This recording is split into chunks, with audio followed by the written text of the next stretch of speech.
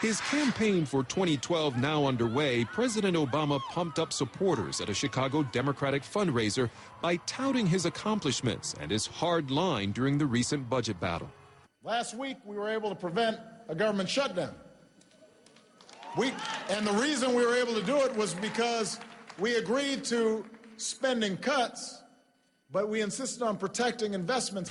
But at an earlier event Thursday night that was closed to our cameras, a much more candid president. It was a rare behind-the-scenes glimpse of how the private budget talks with Republicans played out.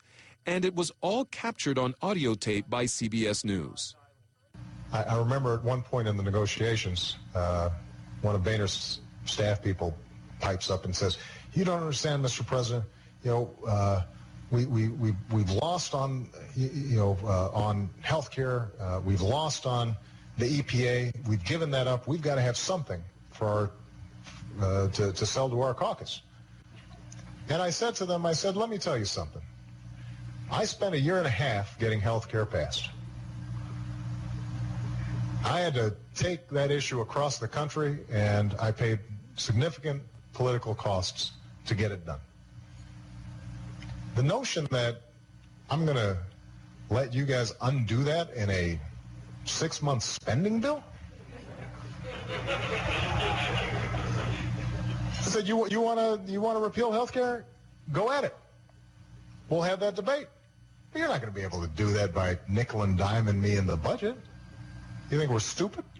The Obama administration didn't intend for this candid moment to become public, but an audio feed that was piped back to the White House press area so reporters who weren't on the trip could hear his opening remarks was accidentally left on. It was late in the evening, and CBS radio correspondent Mark Knoller recorded it.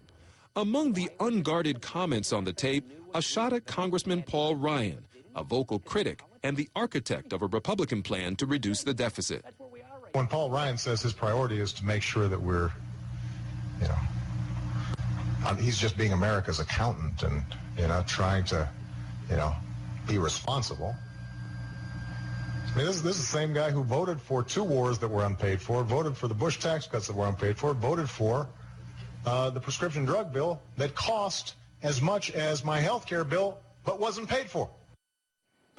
Now, Jay Carney says that the president is not embarrassed by this at all, that he didn't say anything last night that he hasn't said before in public. Now, I should tell you that a short time ago I heard from Speaker Boehner's office spokesman there, Brendan Buck, telling me that the speaker believes that his private conversations with the president should always remain private. He went on to say that, quote, obviously, if the president chooses to share a self-serving version with campaign donors, that is his prerogative.